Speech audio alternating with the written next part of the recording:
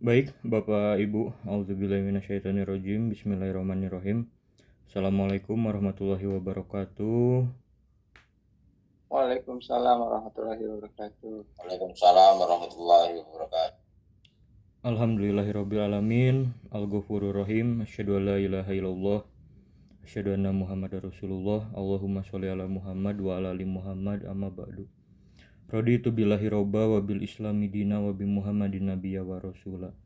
Rabbi shrah li sadri wa yassir li amri wa hlul 'uqdatam min lisani yafqahu qawli. Suaranya terdengar jelas Bapak Ibu, apa ada gangguan? Jelas, Bapak. Ya, dengar jelas Pak, terima kasih. Baik. Seperti biasa ya Bapak Ibu, di tengah lelah, kesibukan, aktivitas kita alhamdulillah kembali hadir, berkumpul. Mudah-mudahan, tadi saya dengar ada yang lagi kurang sehat, Pak Agus ya. Mudah-mudahan disehatkan kembali Pak. Dan Amin.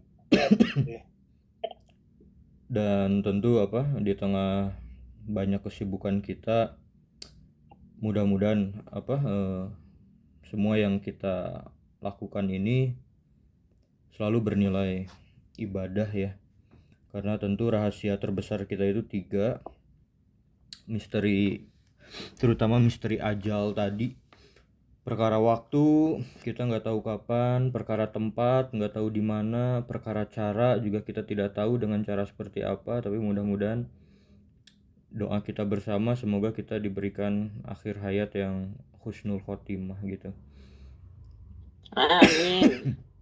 Amin. Jadi saya juga kadang kalau berpikir ke situ Pak, walaupun mungkin usia boleh dibilang masih relatif lebih muda mungkin, tapi ya tadi kadang kan ajal mah kita nggak ada yang tahu gitu ya.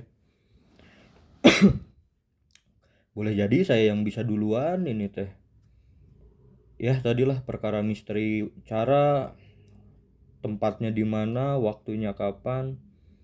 Jadi mudah-mudahan semua aktivitas kebaikan, ibadah yang kita lakukan dalam mencari nafkah, dalam menempuh pendidikan, mudah-mudahan bisa memberatkan timbangan amal kita.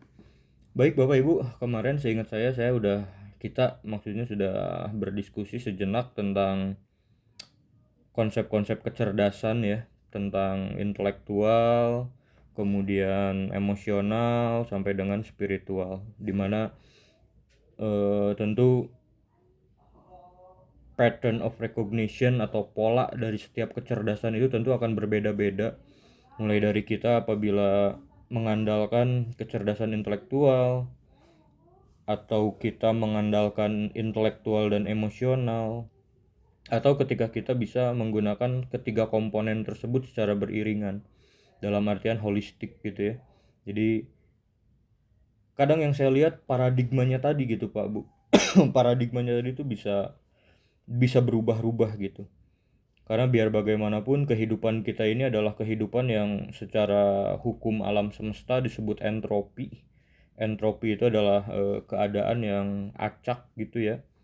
Atau kalau bisa saya pinjam istilah dari hukum fisika gitu, fisika fundamental, yaitu mulai dari hukum termodinamika 1, hukum termodinamika 2. Ketika hukum termodinamika 1 berbicara tentang hukum kekekalan energi, dan hukum termodinamika 2 ketika dia berbicara tentang bagaimana kondisi yang simetris itu berubah menjadi kondisi yang acak ya, kondisi yang asimetri gitu. Maka sebagai manusia yang sudah menjalani hidup dan kehidupan, kita lihat sekarang bahwa, atau kita saksikan sendiri bahwa hukum alam semesta ini berlaku kepada kita semua gitu. Kondisi acak tersebut. Kondisi acak ini dalam artian adalah sebuah kondisi yang tentu kita ini hidup sebagai manusia ada dalam ambang ketidakpastian tadi, atau turunan dari entropi itu yaitu uncertainty ya. Jadi ketidakpastian. Salah satunya tadi termasuk kematian yang saya bilang di awal.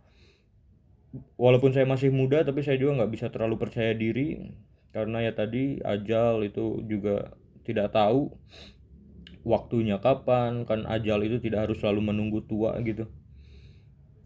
Termasuk juga ketidakpastian itu adalah misteri yang akan selalu kita hadapi di alam semesta ini. Jangankan kematian yang kadang Halo Pak. rasanya. Halo Pak Reza, izin ya hadir ya Pak. Iya, mangga Pak, mangga. Iya Pak. Terima kasih banyak Pak. Iya, sama-sama Pak. Jadi jangankan kita berbicara ketidakpastian masalah kematian yang kadang kita rasa itu jauh begitu ya. Padahal hari esok saja kita sendiri tidak bisa menebak-nebak gitu apa yang akan terjadi kepada kita di hari esok gitu. Maksudnya tuh kita tidak tahu besok akan bertemu siapa atau saya teringat ketika ada sebuah janji gitu ya, tempatnya kebetulan outdoor gitu, tidak di sebuah tempat yang indoor. Lalu ada kecemasan menghadapi ketidakpastian karena sekarang kan sedang menghadapi musim hujan begitu. Pak katanya, ini kira-kira hujan atau enggak ya gitu. Ya kalau hujan saya bilang mungkin kita harus batal agendanya, mungkin kita agendakan di lain waktu, saya bilang. Nah, jadi ternyata untuk menghadapi cuaca saja kita itu tidak mampu gitu, tidak mampu dalam artian menghadapi ketidakpastian bahkan 1 jam dari sekarang juga mungkin kita nggak akan ada yang tahu ya. Terutama mungkin bapak dan ibu yang bergerak di bidang jasa pengamanan seperti itu kan, tentu ketidakpastian ini sudah menjadi makanan sehari-hari. Kadang kan kita tidak tahu kondisi-kondisi krisis itu kan bisa saja tiba-tiba datang, tiba-tiba terjadi, nggak ada angin, nggak ada hujan, tidak ngabarin terlebih dahulu gitu kan. Nah tapi ternyata di tengah badai entropi sampai dengan kondisi-kondisi ketidakpastian tadi, manusia itu memiliki satu bekal dalam menghadapi kehidupan, yaitu otak manusia sebagai katalisator utama kecerdasan, di mana kecerdasan manusia itu didesain untuk mampu menghadapi ketidakpastian tadi gitu. Di antara hukum-hukum alam semesta yang tidak pasti, maka kita diberikan bekal agar kita mampu menghadapi ketidakpastian tersebut. Maka itulah yang kita kenal hari ini sebagai proses kognitif, proses berpikir, mulai dari thinking, reasoning, learning, sampai dengan decision making. Nah semua itu tentu memiliki pola-pola tadi yang saya sampaikan di awal atau saya sampaikan di kajian kemarin tentang kecerdasan intelektual kita, kecerdasan emosional kita, sampai dengan kecerdasan spiritual kita. Tentu itu adalah bekal desain yang diberikan kepada kita untuk menghadapi berbagai ketidakpastian. Karena di tengah ketidakpastian tersebut, kita akan dihadapkan pada setiap dari manusia itu akan dihadapkan pada probabilitas. Jadi probabilitas baik sampai dengan probabilitas ya buruk gitu. Jadi setiap pilihan yang kita ambil ada konsekuensi baik, konsekuensi buruk. Bahkan dengan kita terduduk hari ini di sini berbincang, tentu juga tidak hanya ada konsekuensi baik gitu ya. Tentu saja juga ada konsekuensi buruk, semisal ya tadi di tengah lelah aktivitas kita masih harus menyisakan waktu untuk bertolabul ilmi gitu kan. Konsekuensi buruk yang mudah-mudahan menjadi akhir yang baik karena lelahnya menjadi lilah kalau kata Pak Erwin katanya. Nah, jadi kecerdasan manusia itu tadi Bapak Ibu, termasuk juga kondisi keamanan juga merupakan salah satu bagian elemen terpaling penting dalam kondisi ketidakpastian ya. Keamanan itu juga tentu konteksnya, variabelnya sangat banyak ya, mulai dari hal terkecil, seumpamanya kan kita nggak tahu gitu tiba-tiba kita kemasukan virus gitu kan, itu kan dari partikel elemen paling terkecil gitu, kita nggak tahu kita menghirup virus apa mungkin kan, atau sampai dengan yang paling makro gitu, yang paling besar, entah itu bencana alam, entah itu ya tadilah gitu ya, yang terbesar bencana alam dan sebagainya yang juga kita tidak tahu gitu, kadang kita tidak bisa tebak kapan datangnya. Nah tapi dengan proses kecerdasan ini pada akhirnya manusia mulai mempelajari bagaimana menghadapi ketidakpastian tadi. Sama seperti cuaca, kalau tadi saya analogikan, sekarang manusia berhasil memetakan ilmu tentang klimatologi, tentang cuaca, sehingga ada institusi namanya BMKG, sehingga kita bisa memprediksi gitu ya. Nah, jadi kecerdasan itu pada akhirnya membekali diri kita untuk melakukan prediktif, memprediksikan ke depan. Jadi contoh, kalau janjian tadi analogi, saya ada janji temu gitu di outdoor, tentu kita bisa memprediksi apabila hujan, kira-kira langkah kita akan seperti apa, apakah dibatalkan ataukah mungkin kita melakukan persiapan-persiapan. Nah, itu kan juga dalam rangka manusia itu, atau kemampuan kognitif itu dalam rangka ya tadi gitu, menghadapi ketidakpastian tadi gitu. Nah, tapi ternyata ketika kita mengandalkan hanya sekedar kemampuan intelektual kita, nalar atau logika berpikir dalam menghadapi berbagai ketidakpastian tadi, ternyata ada output yang berbeda ketika proses berpikir atau proses learning, reasoning, sampai dengan decision making kita ini, atau yang disebut dengan high order thinking, itu hanya dikendalikan berbasis nalar dan logika manusia gitu. Ataupun ketika output luarannya tadi hanya berbasis dari kecerdasan intelektual dan emosional, sampai dengan, atau itu sudah panjang lebar lah kemarin ya Pak, Bu, saya bicarakan tentang bagaimana output dari kecerdasan tadi begitu, sampai dengan bagaimana output yang kita harapkan gitu, kita selalu tanamkan di diri kita, menasehati kembali diri kita, karena itu sifatnya dinamis Pak, Bu. Jadi kita mengingatkan kembali diri kita bahwa agar kita ini selalu membekali proses kemampuan berpikir kita dalam menghadapi ketidakpastian, dalam mengambil keputusan, mudah-mudahan terintegrasi berdasarkan kecerdasan holistik tadi gitu. Jadi ada basis yang bisa menjadi modal utama selain hanya mengandalkan intelektual dan emosional, pengendalian diri gitu, tapi juga tadi yaitu spiritual. Tentu kan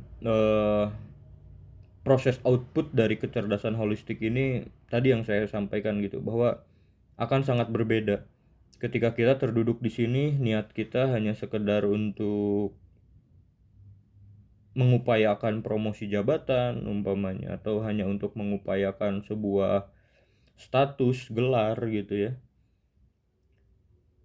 Dengan kecerdasan holistik tadi gitu, ikhtiar, di mana ikhtiar itu merupakan bentuk ibadah kita juga sebetulnya, yang memang lelah, dan setiap proses yang kita jalankan ini memang kita upayakan agar menjadi tadi gitu, tidak hanya membekali kita Robbana atina fid dunya hasanah, tapi sampai ke wafil akhirati hasanah wa qina adzabannar gitu. Jadi tidak hanya membekali sampai di dunia. Nah, ini juga kan termasuk dari proses kognitif, di mana reasoning kita atau alasan kita melakukan sesuatu itu tidak hanya 1-2 langkah. Nah, ini yang saya sebutkan, bahwa apabila kita berdasarkan nalar atau intelektual, mungkin langkah kita tuh hanya 1 atau 2. Jadi hanya Robbana atina fid dunya saja begitu. Tapi kalau sampai holistik, kalau kita mampu selalu mengingatkan diri kita sendiri, muhasabah diri, agar setiap proses berpikir kita ini holistik gitu ya, menyeluruh, utuh gitu, lengkap dengan kecerdasan spiritual tadi, maka ya tadi, mudah-mudahan semangatnya nggak hanya semangat mencari keamanan, kesejahteraan dalam konteks penghidupan dunia, tapi juga mudah-mudahan bisa menjadi bekal sampai ke akhirat. Nah, tapi kadang yang lucunya itu, kalau saya tafakuri gitu ya Bu, Pak, kadang logikanya kecerdasan spiritual manusia itu kadang bisa mengalahkan berbagai kecerdasan lainnya juga kadang. Contoh gitu ya, kalau kita berbicara yang namanya ikhlas gitu, kadang kan orang ikhlas itu, ada uang tidak ada uang, ya dia bisa berbuat gitu. ada imbalan, tidak ada imbalan, dia tetap bisa bergerak begitu. Nah, tentu kan setiap manusia itu perlu reasoning tadi ya, perlu alasan dari setiap gerakan-gerakannya tadi atau setiap tindak tanduknya tadi gitu, atau dari setiap langkah yang harus dia keluarkan. Nah, reasoningnya apa? Ketika tidak ada jaminan atau kompensasi berupa materi atau berupa hal-hal yang sifatnya kapital atau ekonomistik gitu. Ya tadi bisa jadi dia hanya berharap ya yang penting Tuhan ridho dengan apa yang saya lakukan, sudah itu sudah cukup gitu. Cukup dengan bekal satu ayat bahwa kebaikan sekecil biji zarroh pun akan ada perhitungannya, akan ada catatannya gitu. Nah, itulah kadang anehnya manusia tuh di situ. Bahkan kalau kita berbicara tokoh-tokoh dalam sejarah gitu ya, seperti di akhir hayatnya Panglima Jenderal Sudirman, ketika badannya sudah tak mampu bergerak, tapi kan masih bisa menggerakkan ribuan orang gitu untuk mengembarakan spirit atau semangat nasionalisme, patriotitas gitu, patriotistik. Nah, inilah kadang yang kekuatan-kekuatan yang kadang tidak terduga adanya begitu, yang memang itu kalau secara nalar kan tentu tidak masuk logika gitu. Di saat orang yang sudah boleh dibilang berjalan kaki sendiri saja tidak mampu, tapi dari ketidakmampuannya tersebut dia malah bisa menjalankan ribuan orang lainnya gitu. Nah, sehingga ya tadi yang saya sampaikan bahwa kadang logika-logika, boleh dibilang logika-logika kesolehan itu tuh kadang selalu bertentangan gitu dengan logika-logika atau nalar-nalar intelektual tadi gitu. Atau kalau di ayat Al-Qur'an sering bukan sering, kalau di ayat Al-Qur'an salah satu contohnya surat Yasin umpamanya gitu kan, ketika Tuhan itu bilang jadi ya jadi gitu, kun fayakun tadi gitu. Tentu dari kita, dari Bapak Ibu sudah sering lah merasakan, saya rasa berbagai pengalaman-pengalaman spiritualitas tadi gitu ya. Contoh ketika lagi perlu gitu kan, ya di saat mungkin kita merasa jalan sudah serba kepepet, sudah serba sulit, nggak tahu lagi harus kemana, tiba-tiba ternyata ada min haitsu la yahtasib tadi gitu, rezeki dari tempat atau jalan yang tidak disangka-sangka gitu. Nah, itu kan probabilitas yang di luar dari kemampuan intelektual kita untuk memetakan. Jadi adalah faktor prediction error gitu ya kalau dalam algoritma informatika gitu. Nah, jadi logika kecerdasan spiritual itu adalah bagaimana kita pun juga memahami hal-hal yang sifatnya non probabilitas atau non predictable tadi gitu. Hal-hal yang tidak bisa dipetakan secara logika, tidak bisa diprediksikan, atau bahkan tadi kalau kita berbicara ya irasional gitu, kadang tidak rasional sekali gitu. Contoh kalau kita ngomongin cuaca gitu ya, saya juga teringat gitu kadang beberapa guru-guru yang ketika hujan turun gitu ya, dia cukup mengangkat tangan berdoa agar hujan segera reda, ternyata hujannya reda gitu. Ya wallahu alam lah itu apakah kekuatan sebuah doa ataukah ya mungkin kalau kita saintifikasi apakah itu hanya kebetulan saja gitu, kebetulan secara sains gitu. Itu kan tapi kita tetap bisa menganggap itu sebagai hal-hal yang kadang logika mistika tadi gitu, hal-hal yang nggak bisa kita bayangkan atau di luar zona prediksi gitu ya. Nah, sehingga ya itu tadi gitu. Termasuk agama pun begitu sebetulnya Bapak Ibu. Agama itu adalah sebuah konsep dalam kehidupan untuk rasa aman tadi gitu. Karena semenjak dahulu manusia itu melihat gitu, ketika manusia mulai pertama kali mengamati alam semesta gitu ya. Ini kan kalau anak gitu kan udah jelas gitu siapa yang membuatnya gitu ya. Atau sains modern hari ini sudah bisa menggambarkan bagaimana proses tumbuh kembang janin itu sampai dia jadi manusia dewasa gitu ya. mulai dari pertemuan sel sperma dan sel telur sampai dengan dia tumbuh menjadi manusia dengan berbagai mekanisme-mekanisme biologis begitulah. Tapi mulai dari dulu, anggaplah manusia sudah bisa melihat gitu secara sederhana, oh ternyata hubungan antara laki-laki dan perempuan bisa menciptakan kehidupan, yaitu anak tadi. Lalu manusia mulai melihat alam semesta gitu. Sampai dengan mereka bertanya, kira-kira siapa entitas yang mampu menciptakan alam semesta ini? Apakah kekuatan manusia mampu menciptakan langit, bumi, langit yang berdiri tanpa tiang, atau ya tadi gitu. Nah, pada akhirnya nalar intellectual question manusia tadi tidak sampai bisa melogikakan gitu apabila alam semesta dan semua kemahabesarannya ini diciptakan oleh tangan manusia atau ya tadi disaintifikasi oleh ilmu pengetahuan yang memang didesain oleh manusia gitu.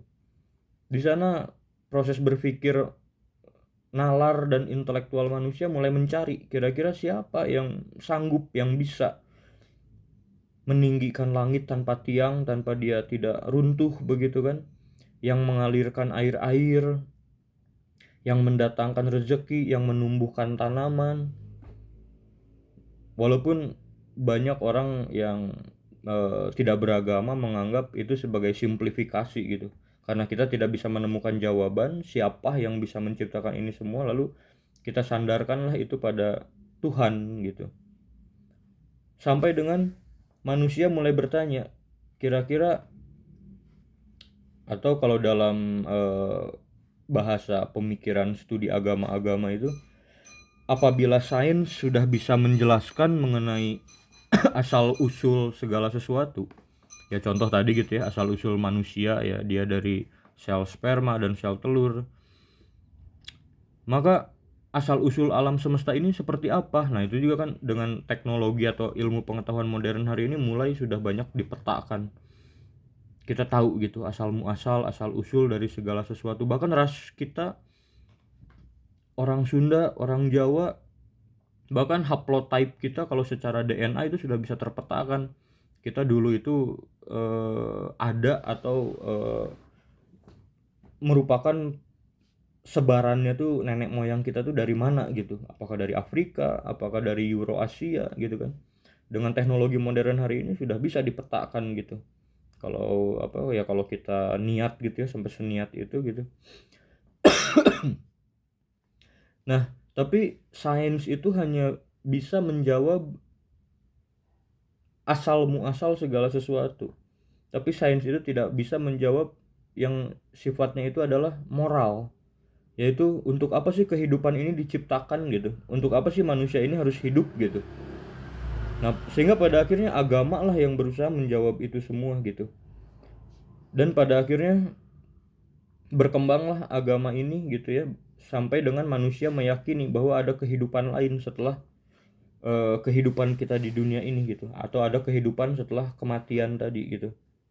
Nah, maka agama ini pun kan juga merupakan salah satu bentuk yang kita cari untuk menenangkan rasa aman kita. Karena tentu saja kan kadang saya juga kalau bermuhasabah diri gitu Pak Bu, apakah saya sanggup gitu apabila mungkin takdirnya saya mungkin 1 jam lagi gitu harus dipanggil. Kan tentu kalau hati pribadi berbisik gitu bahwa ya tegang sekali gitu, saya sadar diri bahwa amal berantakan gitu kan, ibadah ya pas-pasan gitu, bahkan ya kalau dihisab juga ya tadi ketakutan, karena kalau dihisab pasti akan sangat menegangkan gitu.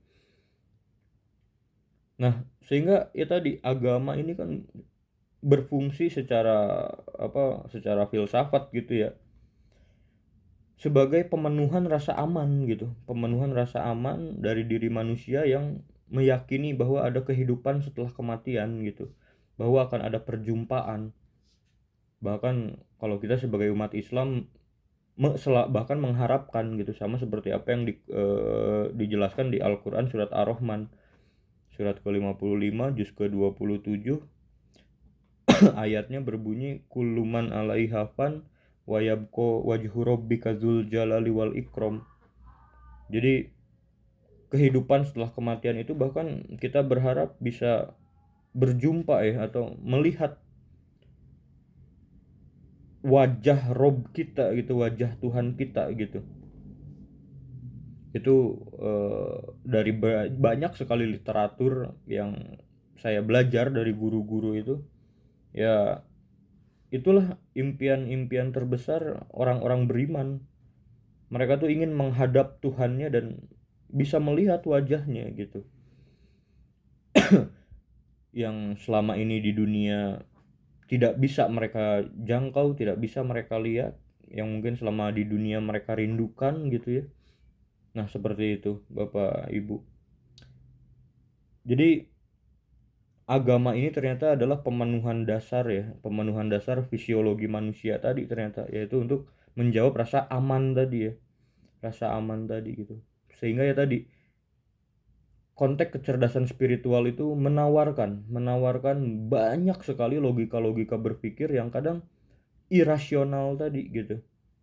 Karena nalar intelektual manusia itu terbatas untuk melihat alam semesta ini saja kan, atau mengukur berapa sih jarak dari galaksi Bima Sakti ke galaksi lainnya saja kan kita tidak mampu gitu. Kita hanya mampu, walaupun mungkin ilmu astronomi modern hari ini sudah bisa memetakan gitu ya, jarak dengan satuan cahaya umpamanya gitu kan.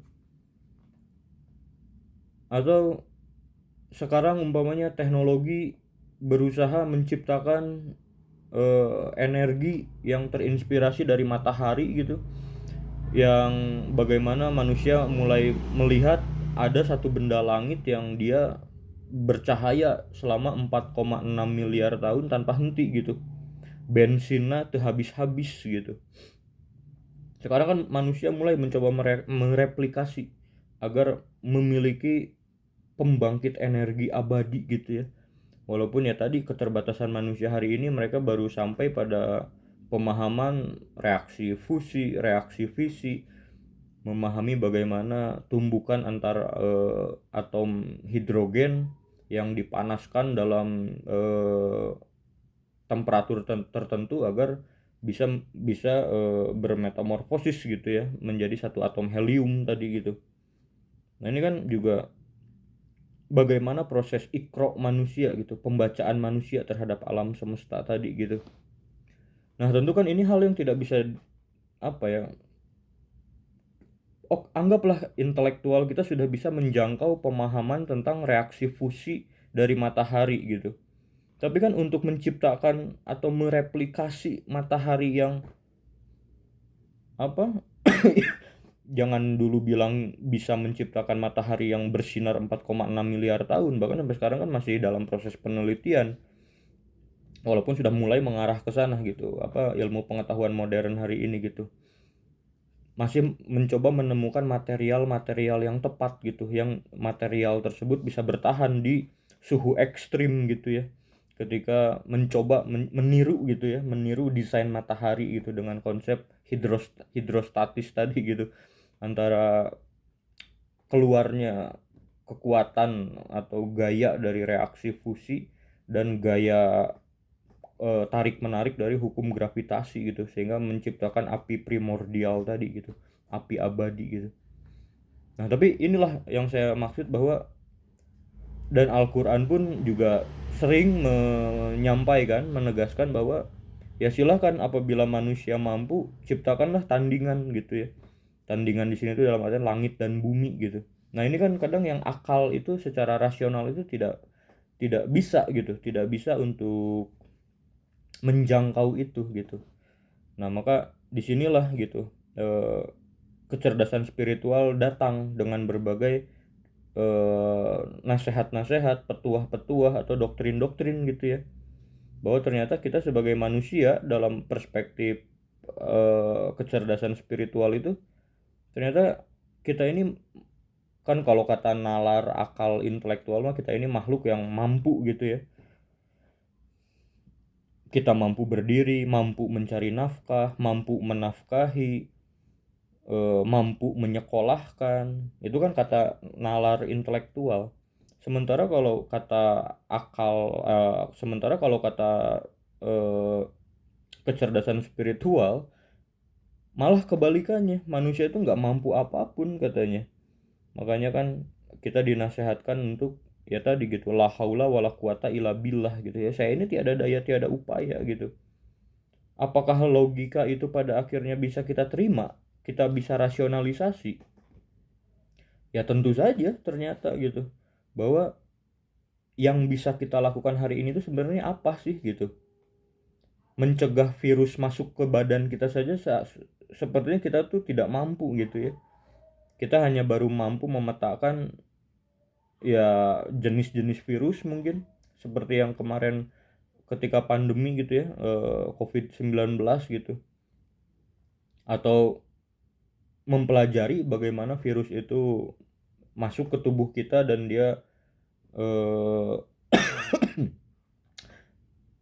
meregenerasikan dirinya di dalam tubuh kita gitu, atau bagaimana virus tersebut mengalahkan sistem imunitas di tubuh manusia gitu. Paling hanya segitu saja gitu pemahaman manusia yang sampai sejauh ini bisa mereka pahami dan pelajari gitu. Tapi untuk mencegah virus itu masuk saja manusia tidak mampu begitu ya. Atau ya tadi gitu, kenapa akal spiritual itu, kecerdasan spiritual itu berbicara bahwa manusia itu makhluk yang lemah gitu. Yang lemah dengan segala kesombongannya gitu. Ya tadi, bahkan ternyata 5 menit tanpa oksigen saja sepertinya kita sudah ngap-ngapan kali ya gitu. Kita saat ini masih bisa petenteng itu kan ya karena kita masih bisa menghirup oksigen sebetulnya gitu kan. Oksigen karena apa? Ya karena daun-daun hijau itu masih berfotosintesis gitu. Dan kenapa daun-daun hijau itu masih berfotosintesis? Ya karena mereka masih menerima paket foton dari reaksi termonuklir di matahari tadi, reaksi fusi tadi gitu. Kalau mataharinya tidak bersinar kan bagaimana pohon bisa berfotosintesis? Kalau pohon tidak berfotosintesis bagaimana bumi ini bisa menciptakan oksigen gitu. Dari situ saja kan nalar dan intelektual kita atau reasoning kita bisa memahami gitu bahwa ya betul juga ya gitu. Kita bisa hidup saja ternyata banyak pertolongan-pertolongan atau karunia-karunia nikmat dari semesta, dari Tuhan yang ya kadang itu jarang kita syukuri gitu. Makanya untuk membangkitkan kecerdasan spiritual ini kita dituntut, yang pertama yang guru-guru kami ajarkan atau guru-guru saya ajarkan itu, yang pertama Iqra. Sama seperti Al-Quran juga menyampaikan perintah pertama atau ayat pertama yang turun itu kan Iqra bismi rabbikal ladzi khalaq, bacalah tanda-tanda di sekitarmu. Atau kalau dalam Al-Quran, Quran surat ketiga, surat Ali Imran ayat ke 190, 191 yang paling terkenal itu inna fi khalqis samawati wal ardi wa ikhtilafil laili wan nahari la ayatil liulil albab, bahwa di antara pergantian siang dan malam ada tanda-tanda gitu bagi orang-orang yang berpikir gitu, baik dalam keadaan duduk, berdiri, atau bahkan dalam keadaan berbaring gitu, bahwa ya tadi ternyata manusia ini adalah makhluk yang lemah, tiada daya, tiada upaya, yang tadi gitu kalau kita mentafakuri kembali dengan kecerdasan holistik ya sebetulnya kita ini bisa apa gitu sebetulnya. Bahkan dalam belajar seperti ini pun juga ya tadi ya hanya kuasa Tuhan sajalah yang mampu memberikan nur, cahaya, hidayah ya, taufik kepada ya hati siapapun yang dikehendakinya gitu. Karena mungkin dari banyaknya penjelasan tadi juga ya mungkin Allah menghendaki ilmunya yang sampai itu ya hanya intelektual, mungkin memahami kecerdasan intelektual itu seperti apa. Oh ternyata kecerdasan intelektual itu berbasis logika, berbasis nalar, kemudian ya tadi gitu berbasis dari berbagai memori data yang kita miliki yang pada akhirnya melahirkan rangkaian sistem kognitif mulai dari learning, reasoning sampai dengan thinking dan juga melahirkan decision making tadi gitu. Ya kalau Allah menanamkan itu ya mungkin itu gitu. Tapi mungkin ada juga yang mendapatkan ilmunya bahwa ya tadi gitu sebagai manusia kita harus kembali mengingat status kita gitu. Bahwa kita ini tetap seorang hamba. Hamba itu ya tadi dia tiada daya tiada upaya. Mungkin bisa jadi dari 35 menit saya berbicara ini mungkin ya itu yang tertanam gitu ya. Ya walaupun tadi taufik hidayah juga ya tadi kuasa Allah Subhanahu wa taala yang maha membolak-balik hati gitu. Karena kan bisa jadi juga walaupun sudah ya saya yakin lah perintah Iqra ini kan mungkin dari zaman kita SMP, SMA atau mungkin atau ya, ini gitu ya kuliah gitu sudah disampaikan dari dulu. Tapi kan mengamalkan mah beda lagi gitu Pak ya Bu. Ya tadi gitu butuh taufik, butuh hidayah gitu. Ya bisa saja sekarang dapat ilmunya, ya besok malah lupa lagi karena kesibukan, karena aktivitas, karena rutinitas gitu kan. Nah, jadi pertanyaannya bagaimana agar kecerdasan holistik ini selalu tertanam gitu ya, menjadi bekal keseharian kita. Nah, itu yang harus mungkin bisa jadi bahan diskusi juga gitu ya. Ya kalau disimplifikasi mah ya tadi mungkin saya jawabnya hanya bisa seperti itu gitu bahwa ya taufik dan hidayah mah kuasa Allah Subhanahu wa taala gitu. Ya saya nggak tahu dari banyaknya ucapan saya ini mana yang menghujam ke hati, mana yang hanya sampai kepada akal pikiran atau mana yang sampai menggetarkan hati gitu kan ya bahwa ya tadi gitu bahwa di balik penciptaan langit dan bumi ini ya terdapat banyak sekali tanda-tanda bagi orang yang berpikir gitu. Atau mungkin ada juga yang sampai bisa memahami bahwa ya bekal kecerdasan holistik ini kecerdasan paripurna antara penggabungan nalar intelektual kita sebagai manusia dari logika-logika tadi, pengendalian diri kita berdasarkan kecerdasan emosional sampai dengan pemahaman kita akan spiritual ini gitu, kecerdasan spiritual yang mudah-mudahan itu bisa jadi pedoman, bisa jadi bekal agar ya tadi mudah-mudahan dalam menghadapi ketidakpastian hidup atau kita bilang kematian lah anggap gitu ya, kita sederhanakan, mudah-mudahan kecerdasan holistik ini bisa membantu kita menyiapkan kematian yang husnul khotimah, bukan kematian yang su'ul khotimah. Jadi kalau kita merasa sudah siap mah kan sepertinya kita tuh malah bukan takut mati logikanya, mungkin bisa jadi malah rindu mati bisa jadi gitu.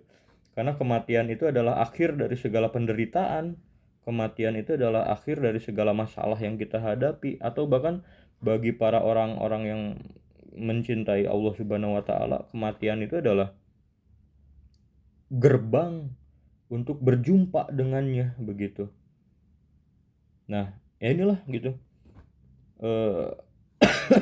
Dinamika dari kecerdasan manusia yang dibekali oleh Allah Subhanahu wa taala untuk menghadapi banyak sekali ketidakpastian tadi. Mungkin saya hanya mengingatkan saja Bapak Ibu, wabil khusus ya tentu mengingatkan diri saya sendiri bahwa ya tadi saya pun juga walaupun sekarang sehat, tapi kan nggak tahu ya Pak Bu, ya tadi gitu kalau saya merasa diri saya ini hamba ya tidak ada daya tidak ada upaya, ya nggak tahu gitu bisa saja gitu saya yang sehat malah ajalnya yang lebih dulu gitu kan. Atau saya yang muda juga bisa saja ajalnya mah yang lebih dulu gitu dibanding bapak dan ibu umpamanya gitu kan. Nah lalu ya harapannya tadi kalau saya membekali diri saya dengan kecerdasan holistik tadi ya mengingat bahwa mudah-mudahan kapanpun dimanapun kematian itu datang mudah-mudahan kita siap gitu. Nah bagaimana cara menyiapkannya apabila kita membekali diri kita atau dibekali dengan kecerdasan holistik tadi gitu. Ya mudah-mudahan kita Kalau berdasarkan kecerdasan holistik, spiritual yang berpadu dengan intelektual, ya kita berharap mudah-mudahan setiap apa yang kita lakukan ini selalu bernilai ibadah gitu, agar ya tadi mudah-mudahan kita dipanggil dalam keadaan kita tuh sedang beribadah gitu. Jadi membiasakan diri dengan kebiasaan-kebiasaan baik, dengan kebiasaan-kebiasaan yang, tapi saya rasa sih Islam itu memandang semua aktivitas kita itu sebetulnya bernilai ibadah sih ya. Kita bekerja ibadah, kita bertolabul ilmi seperti ini ibadah. Nggak ada sih yang bukan ibadah sih gitu. Jadi kalau kita mengingat itu saja gitu kan, umpamanya kita sedang bekerja, saya sedang bekerja, sedang ada dalam satu perjalanan. Ya kalau kita mengingat gitu bahwa dalam perjalanan itu saja kita tuh sedang beribadah gitu. Kalaupun kita harus dipanggil dalam perjalanan tadi, ya sesuai dengan hadis-hadis yang disampaikan bahwa seseorang yang sedang mencari nafkah atau mencari ilmu, itu kan dicatatkan baginya adalah sebagai orang yang sedang mujahid fisabilillah gitu, yang sedang ya berjihad gitu di jalan Allah. Ya mudah-mudahan kan status jihad tadi kan yang membuat ketenangan ya, sakinah gitu, bahwa ya kapanpun dimanapun ajal itu datang, ajal itu tiba menghampiri, ya mudah-mudahan karena kita sedang beribadah sehingga ya kebutuhan keamanan kita yang paling dasar ini selalu tentrem lah gitu kalau dalam bahasa ininya mah ya. Jadi ya tadi gitu. Mungkin Bapak Ibu bakal ngantuk lah kalau saya banyak berbicara mah. Sebaiknya kita berdiskusi saja. Saya jangan sampai saya juga keseringan berbicara nih. Sebaiknya juga mendengarkan juga. Mungkin Bapak Ibu punya pertanyaan atau bahkan mungkin bisa berbagi sesuatu yang mungkin bisa jadi ilmu bagi saya justru gitu ya. Jadi intinya mungkin obrolan malam ini walaupun kemana-mana Bapak Ibu mohon maaf ya, ngomongin matahari, reaksi fusi, ngomongin entropi, ngomongin uncertainty, tapi ya nggak tahu lah, kuasa Allah lah nanti ilmunya yang harus sampai yang mana mah ya, karena itu bukan kuasa saya menanamkan ilmu pengetahuan itu gitu ya. Ya mungkin ilmu yang sampainya harus siap mati gitu kan, bahwa mempersiapkan kematian bagaimana nih agar kita itu ya husnul khotimah, ya mungkin itu ilmunya ya, wallahu alam bisawab lah. Allah yang lebih tahu gitu ya, dan Allah yang juga mengkaruniakan ilmu kepada siapapun yang dikehendakinya. Silakan Bapak Ibu, saya buka sesi diskusi kita. Mungkin yang mau cerita silahkan, yang mau curcol mangga di ini silahkan.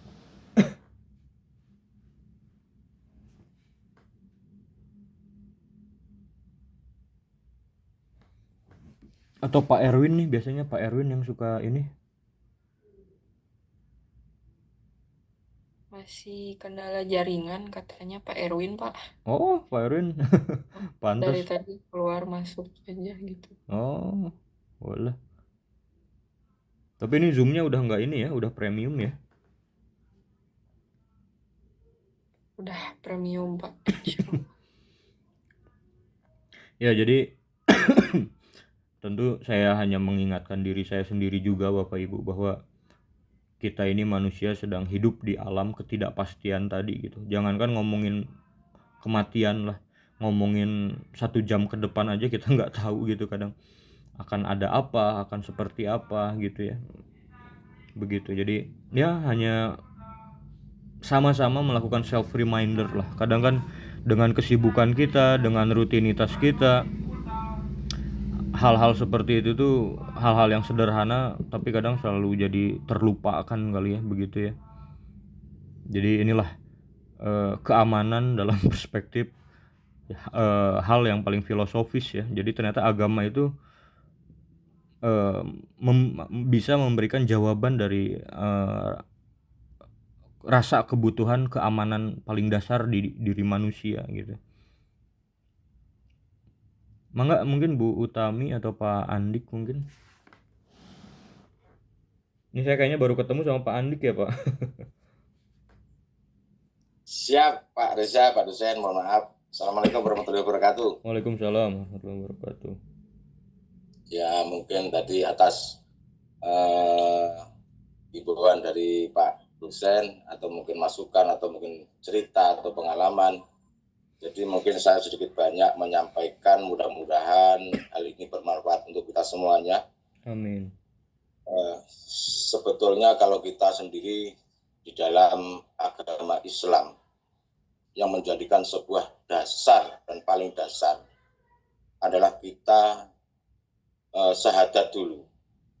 Artinya kita harus melakukan sebuah persaksian.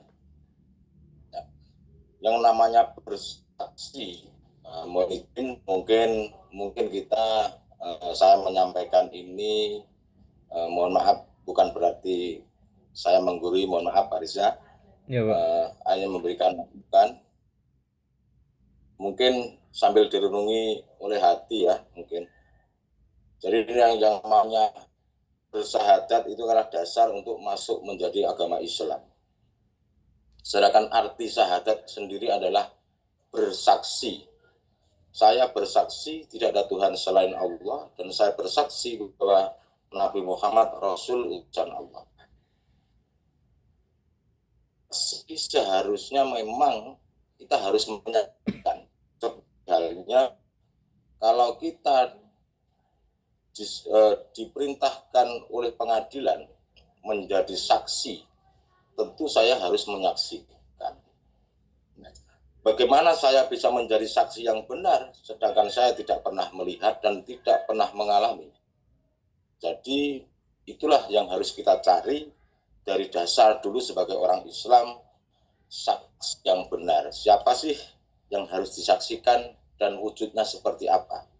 Lalu sedangkan Nabi Muhammad Rasul utusan Allah, saya bersaksi. Bagaimana mungkin saya bisa menyaksikan wong saya tidak sehidup sejaman dengan Rasulullah? Siapa ini? Rasulullah ini siapa? Muhammad ini siapa? Nah, di dalam ajaran agama Islam sendiri ada ajaran syariat, tarekat, hakikat hingga ma'rifat. Jadi sebetulnya kesimpulannya sih atas yang paling dasar adalah bagaimana kita bersaksi. Lalu selanjutnya nanti akan kita mengenal sifat-sifat wajibnya Allah, dan seharusnya sifat wajibnya Allah itu menjadikan sebuah sifat yang pokok, dan lawan katanya sebagai manusia adalah sifat tidak wajibnya Allah. Nah, seperti itu Pak Reza, mungkin mohon izin saya hanya memberikan masukan, gambaran, mudah-mudahan menjadikan sebuah perenungan gitu Pak Reza. Baik. Terima kasih Pak, terima kasih. Alhamdulillah diberikan tambahan tentang persaksian tadi ya. Jadi walaupun kalau dalam konteks keamanan, tapi entahlah saya harus menyampaikan ini atau enggak ya, karena ini pemikiran-pemikiran filsafat gitu ya Pak. Tapi menarik juga ya kalau kita korelasikan dengan kecerdasan intelektual manusia antara orang yang teistik dan ateistik ya. Antara teisme itu adalah orang yang meyakini adanya Tuhan, dan ateisme yaitu orang yang tidak meyakini bahwa ya Tuhan itu ada gitu. Maka kan kita sebagai orang beriman, betul yang disampaikan tadi gitu, bahwa kita adalah orang-orang yang proses berpikirnya itu meyakini bahwa ada kekuatan yang kekuatan di luar kekuatan manusia gitu, di luar kekuatan pengetahuan manusia gitu, yang menciptakan langit dan bumi, alam semesta, bahkan kehidupan kita sendiri, yang kurang lebih dalam sains modern disebutkan bahwa kehidupan ini sudah berlangsung dari mulai terjadinya Big Bang itu mungkin sekitar 13,4 miliar tahun gitu, dari proses terjadinya singularitas menuju ini. Mohon maaf kalau bahasanya agak filsafat ya, karena saya pikir stakeholder saya juga bukan anak inilah, bukan anak bukan anak mahasiswa reguler gitu ya, yang memang usianya kan relatif lebih muda biasanya gitu. Jadi saya ajak menerawang filsafat gitu ya, khususnya dalam kajian keagamaan seperti ini. Nah, jadi ada proses reasoning, learning yang tadi kita pun bisa melihat gitu orang-orang yang ateisme tadi, yang tidak meyakini adanya Tuhan tadi gitu. Kalau kita kan bersaksi gitu bahwa saya mah bersaksi, saya mah nggak akan sebagai manusia yakin dan menjamin bahwa nggak akan mampu gitu menciptakan alam semesta ini gitu. Pasti ada asal muasalnya gitu, ada awal muawalnya. Tapi menarik Pak, pemikiran ateisme itu malah dengan perkembangan sains modern hari ini, logika rasionalitas mereka itu ya tadi berdasarkan kemampuan intelektual mungkin ya. Kecerdasan intelektual mereka itu mengambil satu kesimpulan, satu konklusi. Kalau kita berbicara dalam bahasa filsafat ilmu yang premis dan konklusi, yaitu bahwa alam semesta dan kehidupan ini bisa diciptakan secara evolusi gitu, tanpa perlu campur tangan Tuhan gitu. Jadi ujug-ujug aya gitu evolusi teh gitu. Ya walaupun mereka punya klaim ya, punya klaim saintifikasi gitu bahwa pengetahuan modern gitu kan sudah bisa melihat ya, seperti yang saya sampaikan tadi di awal, sudah bisa melihat gitu bahwa proses evolusi pun memungkinkan kehidupan ini tuh terjadi. Nah, klaimnya tuh seperti itu gitu. Sehingga ya tentu kan mereka menghasilkan klaim seperti itu karena sebuah pelajaran ya Pak. Mereka mempelajari betul-betul saintifikasi itu, ilmu pengetahuan gitu. Bagaimana alam ini berevolusi, bagaimana asal muasal manusia ini berevolusi, penyebarannya, awal muawalnya, seperti yang tadi saya sampaikan, ketika kita sudah ilmu pengetahuan modern hari ini sudah bisa memetakan sebaran DNA tadi ya gitu. Seperti itu. Jadi ya tadi kita sebagai orang beriman adalah orang-orang yang meyakini bahwa apabila ada jejak tapak langkah di padang pasir, kan nggak mungkin jejak itu ada begitu saja gitu. Pasti kan ada orang yang sebelumnya sudah melewati berjalan gitu di padang pasir tersebut gitu, sehingga ada bekas tapaknya gitu. Atau kalau dalam candaan-candaan itu, kalau kita melihat kotoran hewan gitu ya, kan nggak mungkin kotoran itu mengadakan dirinya sendiri gitu. Pasti kan ada hewan yang buang kotoran sampai dengan kotoran itu ada gitu kan. Jadi kita dengan melihat tanda-tanda penciptaan, dengan melihat alam semesta, dengan melihat kehidupan yang ada di sekeliling kita, ya kita melihat kalau kehidupan ini ada, tentu kan ada yang mengadakan gitu. Nah disitulah kita bersyahadat, bersaksi bahwa saya yakin, saya meyakini, dan saya percaya, saya mengimani bahwa ada yang mengadakan gitu. Bahkan ya sebelum kehidupan ini ada sekalipun, kalau dalam konteks tadi syariat, hakikat, tarekat, makrifat gitu kan, bahkan kan banyak para pemikir-pemikir juga yang kepo gitu Pak. Tuhan itu sebelum dunia ini ada tuh ngapain sih? Pertanyaan-pertanyaan seperti itu kan gitu. Atau ya tadi kalau dalam bahasa filsafatnya, apa yang Tuhan lakukan ketika eh, sebelum terjadinya Big Bang gitu. Jadi Tuhan itu apa gitu, seperti sedang apa, seperti apa ketika. Nah ini kan pemikiran-pemikiran yang mendalam gitu ya. Silakan yang lain mungkin Bapak Ibu yang mau memberikan. Terima kasih Pak Pak Andik. Baik, sama-sama Pak Reza. Mungkin yang Bapak sampaikan tadi yang serba tiba-tiba tidak terduga itu sedang sangat relevan dengan kondisi saat ini ya Pak, yang sedih, prihatin, musibah. Bukan musibah ya, bencana alam, ujian kita semua ini. Di Indonesia, di Sumatera, luar biasa kesedihan kita melihatnya aja, mengerikannya seperti itu ya Pak. Iya. Pak, jadi apa ya, ada ketakutan gitu ya Pak, melihat apa hal-hal yang menimpa saudara-saudara kita di tempat lain gitu. Itu kita supaya bisa menyikapi hal-hal seperti itu, pikiran dan prasangka kita tetap positif kepada Yang Maha Kuasa itu bagaimana Pak Monijin? Baik Bu, makasih Bu Utami. Ya, Pertanyaannya sangat mendalam sekali dan tentu berupaya melengkapi dari apa yang saya sampaikan tentang uncertainty tadi ya, ketidakpastiannya itu salah satunya. Bencana alam gitu kan, musibah, termasuk hal yang juga merenggut ironi kita ya, kita nggak tahu gitu kapan terjadinya. Tapi tadi bahwa manusia tuh kan dibekali kemampuan berpikir gitu untuk menghadapi ketidakpastian tadi gitu, sehingga kita tahu kausalitasnya, hukum sebab akibatnya gitu.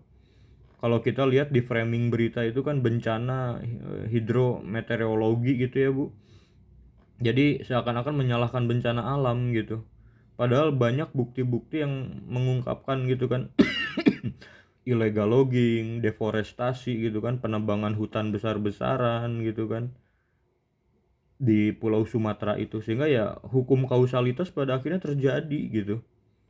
Jadi bencana alam ini pada akhirnya bukan apa ya, bukan hal yang tidak bisa kita prediksikan, malah kebalikannya mungkin Bu, malah ini sesuatu yang sudah kita bisa prediksikan dengan kelakuan kita yang kayak begini gitu. Kelakuan kita yang katanya khalifah fil ard ini kok seperti itu gitu ya. Ini kata Teh Adinda, masyarakat Indonesia juga banyak yang berspekulasi kalau ini tuh azab dari Allah. Jadi agak susah berprasangka baik kepada Allah. Ya tadi Al-Quran surat kedua, surat Al-Baqarah ayat 216 menyampaikan bahwa boleh jadi kamu menyukai sesuatu padahal itu buruk bagimu, dan boleh jadi kamu tidak menyukai sesuatu padahal itu adalah baik bagimu. Nah ini adalah entropi Teh Adinda. Entropi itu adalah kondisi yang ya baik bisa jadi buruk, buruk bisa jadi baik gitu loh. Yang pada akhirnya entropi ini kan turunan-turunannya secara pemikiran filsafat itu ya tadi melahirkan proses uncertainty tadi ya, ketidakpastian tadi gitu. Tapi bencana adalah barang yang tentu terjadi ya. Bencana adalah ya tadi hal yang memang sudah barang tentu terjadi gitu. Entah itu faktor iklim, faktor cuaca, faktor geografi gitu. Nah, tapi kapan dia datang, di mana dia harus datang, nah itu kan yang uncertainty ya, tidak pasti ya gitu.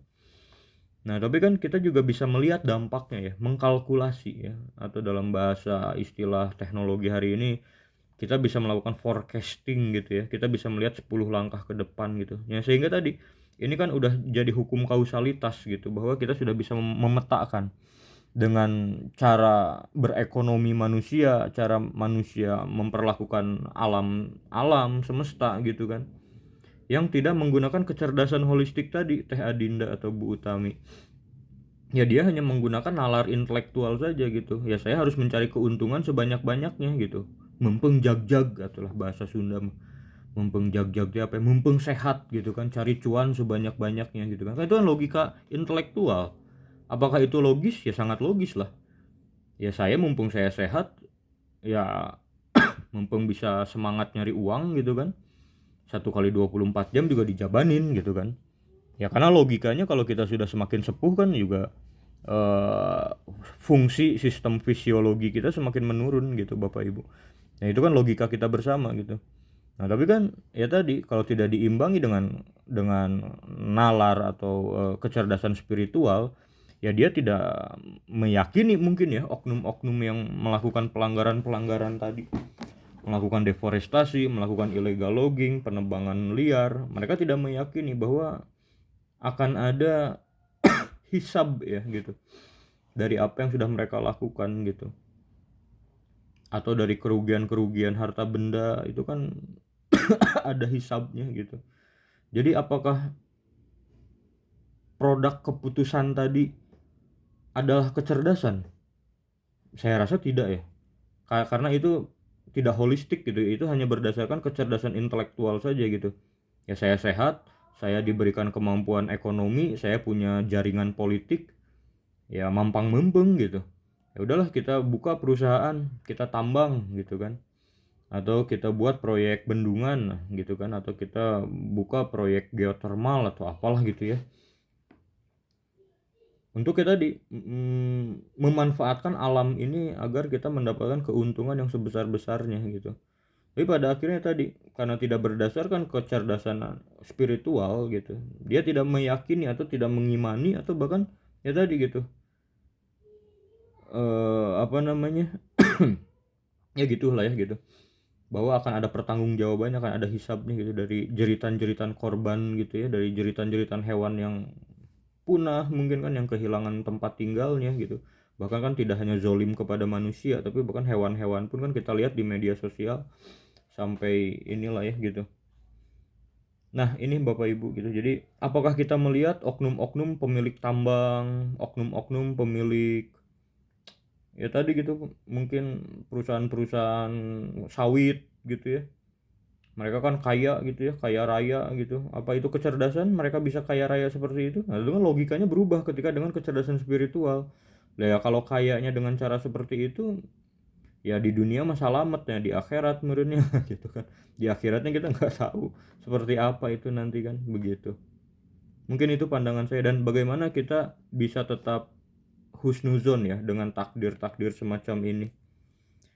Ya tentu buruk, kita katakan buruk gitu, bahwa illegal logging itu buruk, deforestasi itu buruk gitu.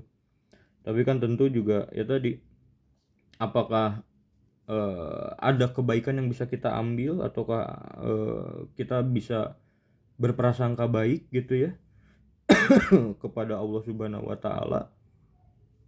Ya jangankan melihat di Indonesia Bapak Ibu, di Palestina saja kan yang kondisinya berpuluh-puluh tahun lah Bu Pak, itu lebih menyedihkan dari kondisi Sumatera hari ini gitu ya. Tapi apa hasilnya? Kita lihat keimanan mereka kepada Allah Subhanahu wa taala itu malah makin kuat. Justru malah banyak penghafal-penghafal Al-Qur'an yang lahir gitu kan. Malah banyak orang-orang yang tadi gitu, ya udah berlepas diri dari dunia gitu. Malah ya tadi beban mereka tuh hilang karena dunia sudah nggak ada di hati mereka. Bahkan ada beberapa guru-guru saya yang menyampaikan, katanya orang-orang Palestina itu kalau pesawat terbang itu datang katanya ya, disampaikan oleh anak-anak kecil itu katanya, ya saya pengen saya yang dipanggil duluan gitu. Saya pengen nyusul ibu saya katanya, saya pengen nyusul ayah saya gitu. Dan mereka anak-anak kecil itu para penghafal Al-Qur'an yang menyampaikan seperti itu gitu. Malah mereka tidak takut kematian, justru malah mereka nunggu gitu, kapan nih pesawatnya datang, ibaratnya ngebom saya gitu. Saya udah nggak sabar gitu, saya pengen ketemu ibu saya pengen ketemu ayah saya gitu. Dan kadang kita kan melihat bahwa kematian itu kan sebagai satu musibah ya. Boleh jadi kematian itu adalah suatu anugerah bagi orang beriman. Orang-orang di Palestina, udah kamu nggak usah lama-lama hidup di dunia, udah dunia ini bukan tempat untuk bahagia gitu. Amal kamu udah cukup, kebaikan kamu udah cukup, hafalan Al-Qur'an kamu udah cukup. Udah dipanggil lah gitu oleh Allah Subhanahu wa taala agar segera senang hidupnya gitu. Nah, boleh jadi kita yang masih hidup ini justru yang tadi gitu. Kita diberikan sisa hidup ini agar ya karena amal kita masih berantakan. Kita juga sadar diri kalau kita dihisab juga rasanya masih menegangkan begitu ya. Jadi sebetulnya yang harusnya takut itu siapa? Boleh jadi kita gitu yang masih diberikan kehidupan sampai sejauh ini gitu. Yang Allah masih memberikan kita kehidupan itu mungkin kan ya tadi agar dosa-dosa kita semakin diampuni gitu kan, agar ya tadi ketika kita dipanggil, ketika waktunya tiba itu ya kita pulang dalam keadaan yang husnul khotimah gitu. Bahkan kan kita nggak tahu ya, saudara-saudara kita yang di Sumatera juga ya tadi gitu. Dan itu kan kuasa Allah juga, dalam artian dari bencana tadi kan juga jadi kebaikan, dalam artian ya orang-orang ada yang bersedekah gitu ya, ada yang memberikan bantuan, sehingga kan kehidupan yang mereka jalani ini bisa digunakan untuk menambah bekal tadi ya. Jadi bukan hanya pundi-pundi cuan gitu, tapi juga ya tadi bekal untuk sampai ke akhirat kelak gitu. Itu kan kebaikan tentunya gitu kan. Gitu mungkin ya Bapak Ibu. Terima kasih atas pertanyaannya, bagus sekali. Jadi saya rasa itulah cara berpikir kita untuk melihat ya tadi ya, baik itu buruk, buruk itu mungkin baik gitu. Itulah entropi gitu. Dan itulah paradigma dalam paradigma dalam penggunaan sisi kecerdasan manusia dalam menyikapi atau menghadapi uncertainty tadi ya, kondisi ketidakpastian tadi gitu. Mau melibatkan IQ saja, intelektualnya saja, atau mau melibatkan IQ dan EQ-nya saja, atau mau holistik gitu, ketiganya gitu. Ya kalau holistik tadi paradigmanya pasti akan berubah, akan berbeda gitu. Gitu Bapak Ibu, silakan barangkali ada yang lain. Terima kasih Bapak. Sama-sama Ibu, terima kasih atas pertanyaannya. Sangat menggugah sekali. Saya jadi reminder lagi juga Bu.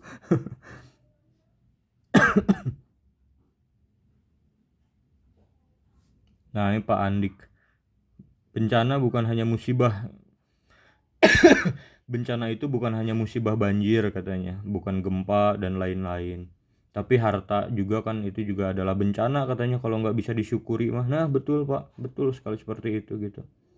Jadi kan boleh jadi menurut logika intelektual mah baik ya Pak, tapi kan menurut logika spiritual mah justru buruk gitu. Malah kan semakin banyak beban tadi, bukan beban ya, semakin banyak harta kita ya semakin berat juga hisab yang harus kita pertanggungjawabkan gitu. Takut bangkrut, takut hilang, takut bisnisnya hancur ya, betul Pak, betul. Nah jadi inilah kajian saya tuh hanya sekedar menasehati diri sendiri tentunya, dan juga ya reminder kembali bahwa kita tuh jangan hanya bergantung pada kecerdasan intelektual ya, nalar, logika gitu. Karena kadang dengan kita bertolabul ilmu seperti ini, kita self reminding gitu bahwa kadang kecerdasan spiritual itu, kecerdasan agama itu gitu ya, keyakinan kita tadi yang sudah disampaikan, syahadat kita ya tadi gitu, akan menumbuhkan cara berpikir yang berbeda pada akhirnya gitu. Yang harusnya banyak uang itu kita senang. Nah kalau pakai kecerdasan holistik mah kan bisa jadi banyak uang itu malah kita itu tenang sih kalau dipakai di jalan Allah mah gitu ya. Kalau dipakai bersedekah, kalau dimanfaatkan kepada hal-hal yang baik mah kita siap bertanggung jawabnya gitu. Tapi kan kalau nggak jelas mah gitu ya, dari mana datangnya, keluarnya kemana nggak jelas, nah itu kan tegang Pak. Apalagi mengingat tadi gitu, tiba-tiba ketika lagi bertransaksi yang haram gitu kan, di sana ajal kita menjemput kan. Nauzubillahi min dzalik gitu ya kalau kita ini gitu. Sehingga ada doa Bapak Ibu, mungkin saya tutup ya. Mungkin nanti kalau ada yang mau bertanya lagi tapi silahkan. Jadi ada doa yang diajarkan katanya. Jadi salah satunya itu adalah ya muqallibal qulub sabit qalbi ala dinik. Jadi minta ketetapan hati gitu agar ditetapkan gitu. Karena kita ini kan manusia, makhluk yang pasti salah ya, pasti berbuat salah gitu. Dan juga ya doa yang mungkin banyak diajarkan juga gitu kan. Ya muqallibal qulub sabit qalbi ala dinik, ya musyarifal qulub syarif qulubana ala taatik. Dan minta gitu agar kita diwafatkan dalam keadaan yang husnul khotimah gitu.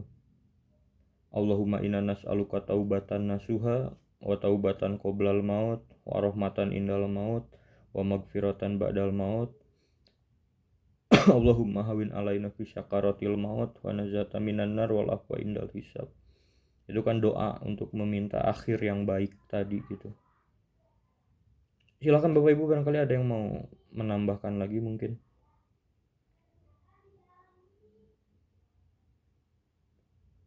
Baik, kalau tidak ada, saya rasa cukup ya. Mudah-mudahan apa yang disampaikan bermanfaat dan juga bisa mengingatkan kembali bahwa Dengan kecerdasan holistik itu tentu paradigmanya akan berubah ya Bapak Ibu gitu. Yang kadang atau bahkan sering sekali bertolak belakang dengan logika nalar dari kecerdasan intelektual kita gitu. Ya tadi contohnya gitu. Betul kata Pak Agus. Mungkin kalau kata logika intelektual mah kita jadi pengusaha sawit itu banyak cuan di mana-mana itu ya untung gitu ya.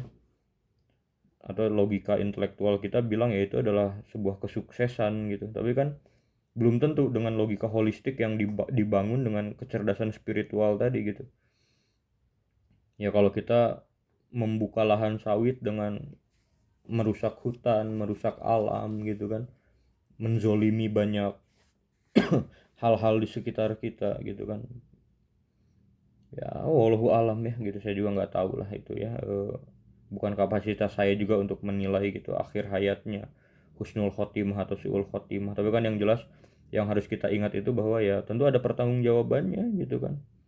Atau ya tadi gitu bahwa apakah kecerdasan itu bilang bahwa ketika kita jadi juragan sawit dengan uang yang sangat melimpah itu adalah keuntungan? Belum tentu kan. Betul kata Pak Agus ya, bisa jadi juga ya malah kita yang paling lama dihisabnya nanti gitu. Seperti itu. Jadi saya mengingatkan Bapak Ibu agar kita selalu mengingatkan diri kita bersama agar ya tadilah kecerdasan holistik ini harus selalu tumbuh gitu. Agar apa? Agar inilah menjadi pondasi dan bekal kita dalam menghadapi entropi dan berbagai keadaan-keadaan, kondisi-kondisi ketidakpastian tadi, terutama kematian ya. Kita nggak tahu mati itu kapan datangnya, gimana caranya, di mana tempatnya gitu. Tapi kita manusia dianugerahi kemampuan berpikir, kemampuan melakukan proses analisis, learning, thinking, reasoning, sampai dengan melahirkan decision making. Nah sehingga mudah-mudahan tadi gitu pengambilan keputusan kita berdasarkan kalkulasi probabilitas untuk menyiapkan ini sampai dengan tidak hanya menyelamatkan kita di dunia saja, tidak hanya mencukupi rasa aman kita di dunia saja, tapi juga sampai ke akhirat kelak gitu. Mungkin sekian Bapak Ibu yang bisa saya sampaikan di pertemuan hari ini. Ini hanya melengkapi yang kemarin saja, mengulang kembali dah sebetulnya mah gitu. Paling saya tambahin tadi dengan reaksi fusi matahari, konsep kesetimbangan hidrostatis. Itu hanya ya bagian dari ikro sajalah, bahwa ternyata kita ini hamba ya, hamba yang tiada daya dan tiada upaya. La haula wala quwata illa billah. Sekian Bapak Ibu, subhanakallahumma wa bihamdika, asyhadu an la ilaha illa anta, astaghfiruka wa atubu ilaik. Billahi taufiq wal hidayah. Assalamualaikum warahmatullahi wabarakatuh. Waalaikumsalam warahmatullahi wabarakatuh. Waalaikumsalam warahmatullahi wabarakatuh. Terima kasih Pak Bu, saya izin live ya. Pak Ketua kelas di mana ini?